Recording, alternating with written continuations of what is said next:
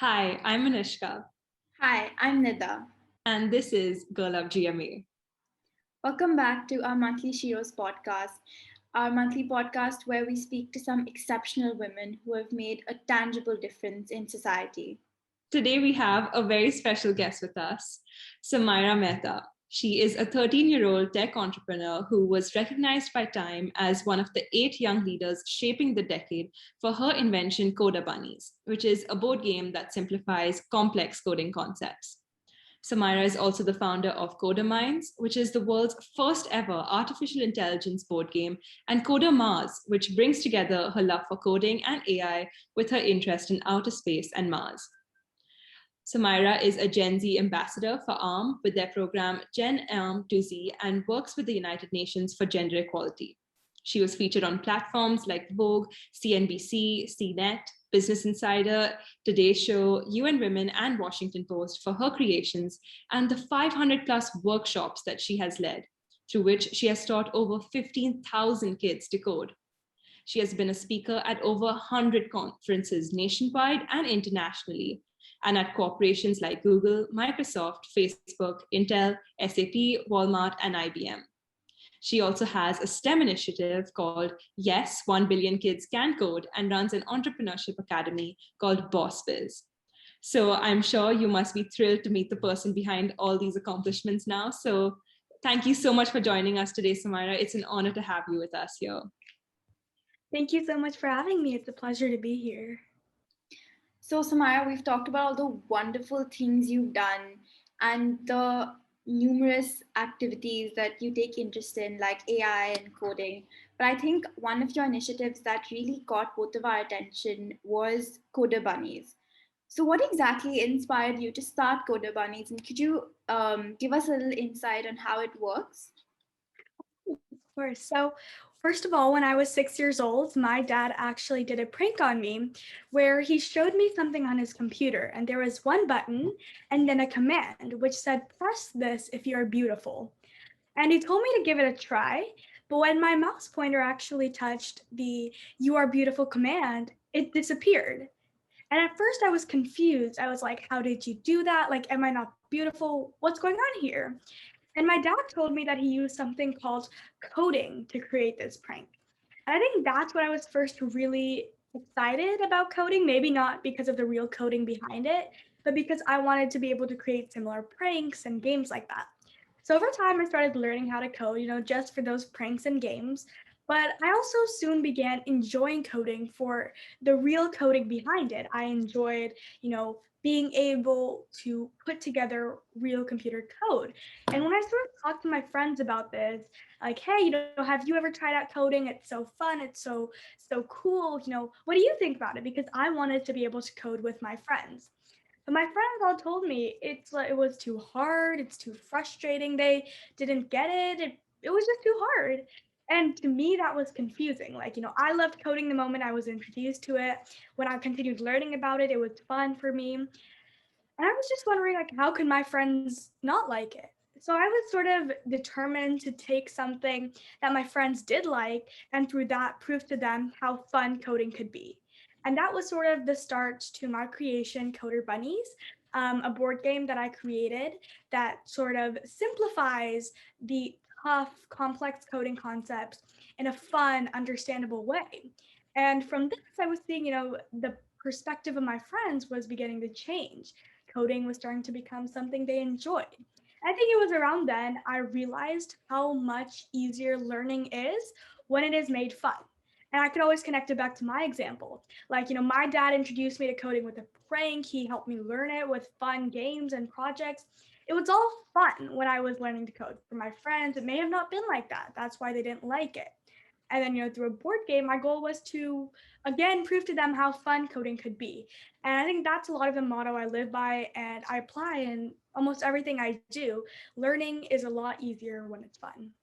That sounds incredible. And that's such an amazing way of looking at it. I mean, I think even as students, when we had to learn coding in school, it was a lot more of a chore than when we tried to do it independently and when we try to do it through projects outside. So I think when we learned about you and when we learned about Coder Bunnies, I think the first thing that stood out to us was you can learn coding through board games, because there was nothing like that around when we were small. And I just think it's incredible that you created this for the generations to come and for your friends to do it as well. So that's awesome. And I think you were only 7 years old when you did this. Yeah, I actually got the idea. I was introduced to coding when I was 6 years old. I got the idea for it around when I was like 7-ish. And I think I was around 7.5, almost 8 years old when the game first came into market. That's incredible. I can't even imagine doing all of that at age 7 or 8. That's awesome. So as we just mentioned, you were really young when this project took off, and you've only added to your portfolio another amazing set of accomplishments and projects that you're working on, but you're still very young, and I think you're just recently become a teenager. So what were some of the biggest challenges that you faced along your journey, and how did you overcome them? Yeah, I think one of the biggest challenges I've definitely faced is just rejection or people undermining me simply because of my age and gender. To give you one example, when I first had the idea for Coder Bunnies and started playing it with my friends, I realized, oh my God, teaching is so fun for me. I want to be able to teach other kids how to code and, also prove to them how fun coding can be. And that's when my mom suggested that I do something called workshops, where I can go to libraries or schools and really just teach kids, how to play the game and also how fun coding could be. So I went to, I think, a few of the libraries in my area, and I sort of presented them my idea. I'm like, I have a board game, I have sort of slideshow ready. Would you be letting me hold a coding workshop at your library? Just 1 hour, maybe on a Sunday, Saturday. It won't take much time, and I just want to, be able to teach others. And a lot of these original libraries rejected me. They said, oh, we already have like online coding programs, or why don't you come back next year? And, now that I look back, I think a lot of the reason that those libraries rejected me was because they thought, I was just 8 years old. On top of that, a girl. Like, how would I lead a workshop, and really, who would come and listen to me? Right? Like, I'm an 8-year-old girl. I'm supposed to be playing with my dolls and princesses, not leading coding workshops. But over time, I do realize that there were people who don't believe that age or gender determines what you can or cannot do. And because of those first few librarians who actually did trust me, I, to this day, have now taught over 15,000 kids how to code. So I think, I'm very, very grateful to those first few librarians who let me hold Coder Bunnies workshops. But at the same time, a lot of the work that I'm also trying to do is break the societal gender bias that, age, gender determines what you can and cannot do. I think that's very inspiring because I mean, we also see this so often in society where people coding as a profession or taking up software engineering is it's said to be a very inherently male dominated field. Absolutely. And I think it's amazing to see you at the age of 8 actually break that barrier and you know get that support and actually be able to get your game onto a bigger platform and actually at the young age of 13 be so accomplished in with your passions of coding and AI. So I mean both coding and AI as well, they're supposed to be very male dominated fields, and it's said that girls, because the belief that they're not good at math and science, are not very good and are not very competent in these fields. So what is your take on the gender gap in STEM, especially? Absolutely. So I think, for me, like I could just think about me when I was like 5 years old. I loved dolls and princesses, right? But this also coincidentally is the age where girls start to lose interest in math and science. And people think maybe girls just aren't made for it. Like that's just the way it is. Um, but now that I think about it, right? Like I don't know how it is in other places in the world, but if you think about a typical girls' toy aisle in America, it's full of pink dolls, princesses, Barbies, every sort of girly type thing you could imagine. Um, we never see any science kits, any STEM tools. We only grow up seeing those dolls and the princesses in our toy aisles. And because of this, we just sort of have it embedded in our mind. Like, this is all we are allowed to do. We're only allowed to like princesses and be them. And although there's nothing wrong with that, I believe that it is equally as important to remind girls, to help them feel welcome in STEM fields. And, I personally believe that girls are more than needed. It's not an ask, it's not a want, it's a need right now in STEM fields. With all of the upcoming technologies in the making, we can't just have one male perspective, one male point of view at the table. We need women's voices, women's point of view at the table as well, because we know that the best ideas only come to light when all ideas are put together. And I stand by that. I truly believe in that. And, I think it's very important that we break the tech gender gap, bridge the tech gender gap, but not only in tech, in so many other STEM fields. Um, just some of the work that I've been doing is with the Coder Bunnies workshops that I used to hold. I'm also now holding them for girls only. Because I've noticed that if girls see themselves in an environment full of other girls who are doing the same STEM sort of thing, they feel a lot more welcome in the field. They're like, okay, maybe this is something I could pursue. Maybe this is something I could, take a few more classes in. And from these workshops, so many girls are telling me how much they want to join their school STEM or robotics clubs, but they're too scared to because it's mainly boys. And once again, my goal is just to remind girls, make them feel welcome in these STEM fields, because it's not an ask, it's a need. We need more women in STEM fields. Absolutely. I don't think either of us could have ever expressed this better ourselves. As you rightly said, I think STEM gets gendered on so very early, like right from the beginning, as you mentioned. Girls are pushed down one particular pathway and boys are pushed down another. And unfortunately, the pathway that boys are pushed down tend to be STEM related, while girls are pushed on to other creative aspects or other more feminine sort of hobbies and ideas. But that's definitely something that needs to change, because as you said, I think since STEM is the field that is ruling the world right now and tech is what is determining our future, we really need all kinds of representation at the table, because if we're creating the technologies that are going to impact everybody, then everybody has to share their opinion and they all have to be heard when you're making those technologies. So I think that's absolutely correct.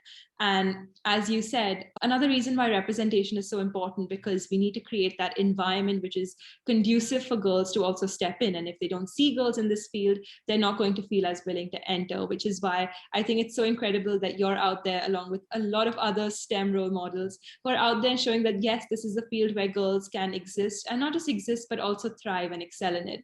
So kudos to you for that. And I think, as you mentioned, one step that you are taking towards lessening the gender gap in STEM, particularly in the tech industry and in coding, is by keeping your Coder Bunnies workshops just for girls and through education for girls. So whether it be through educating girls specifically or perhaps showcasing more role models, how do you think that the gender gap can be lessened in this industry? Yeah, I think, one of the most important ways I think we can lessen the gender gap is really just to make girls feel welcome into the field, see other girls around them doing similar sort of things. You know, as I said, we grew up in a world where we only see the dolls and princesses, and that's all we really can think of becoming. You know, if I go into the girls' clothing aisle, all we see is dresses or stuff like that. We never see business coats. We never see, anything more more on the STEM side, more professional, besides just the dresses, the dolls, the princesses. And I think that it's really, really important that we change that. I think it's important that girls grow up in a world where they see, oh my God, look, in my aisle, in my clothing aisle, there's a business suit. Maybe I could become a businesswoman, and maybe I could, create my own business, my own company. Maybe I could build some solution. We don't grow up in a world like that right now, right? I remember I used to have to buy my business suits from the women's aisle because there used to be nothing at all in the girls' aisle. Whereas when I went into the boys' aisle, there are tons and tons of business suits and everything you could ever imagine. And I think, it's really, really important that we change that. We sort of grow up in a world where girls have same opportunities, where girls can feel more welcome into STEM type fields. And I think that is one of the best ways we can bridge the gender gap, not only in tech, but in all fields. And, just also seeing other girls around you do similar things. And I think that is one thing I have definitely seen work for me and my friends. When we see people around us doing something, we're like, okay, maybe I can give it a shot as well. And that's a lot of the goal I have with my workshops that I do for girls only. When girls are in an environment where they see other girls doing coding or STEM things, maybe they could feel motivated to try it out as well. So I think those are two of the best ways we can bridge gender gaps. Absolutely. I think what you said is so true. And it's something that we really have, I think, discovered ourselves as well in our journey with starting, I think, a gender equality club in our school, is that girls have this inherent desire to not venture too much out into the unknown. I think they prefer the safety and the comfort of knowing when something's 100% going to work out, or knowing that they're going to have a sort of safety net, be it in the form of having their friends around them, or when they know exactly what to do. And I think, unfortunately, STEM is just not such a easy field to enter. It does involve taking risks, and sometimes you do have to venture out into the unknown. And I think that's why girls tend to shy away from it sometimes. But I think, as you said, and as you're so rightly promoting, that when we're creating an environment where girls start feeling more comfortable to venture out into those fields, and when we start promoting those ideals to them, instead of just limiting it to the boys, I think you'll definitely see a huge difference in the number of girls in the field and the number of women in the field very soon, hopefully. Absolutely. Yes. I think I completely agree with what you said about, how you hold specific workshops for girls so that they feel more welcome into the field, because they see there are other girls and they're also trying to break through and break into the same field. And I think it's so inspiring that you have such wonderful thoughts at such a young age, because I think, to understand the complexity of how people think in general, I think for us it took a lot of maturity to finally understand the way people think and the way the human mind tends to work. But it's absolutely fantastic that at such a young age you've been able to figure out so much about the world. Thank you. Thank you so much. I really appreciate it. I mean, I couldn't agree more with Nida. I think when we were at age 13, we were also getting frustrated with the sort of shackles put on us and the sort of situation we were seeing, because Nida and I are girls who are pursuing STEM fields and are looking forward to taking it on in a higher education. And so there was definitely that feeling of frustration at that age. But to see that you're actively working towards solutions and not just complaining about it as we did when we were 13, but you're actively working towards making a change is incredible. So thank you so much for joining us today. I think we've both just been blown away by your mindset and by the things that you've done. And it was such a pleasure talking to you today. Thank you. Thank you so much. It was a pleasure talking to you as well. Thank you. Bye.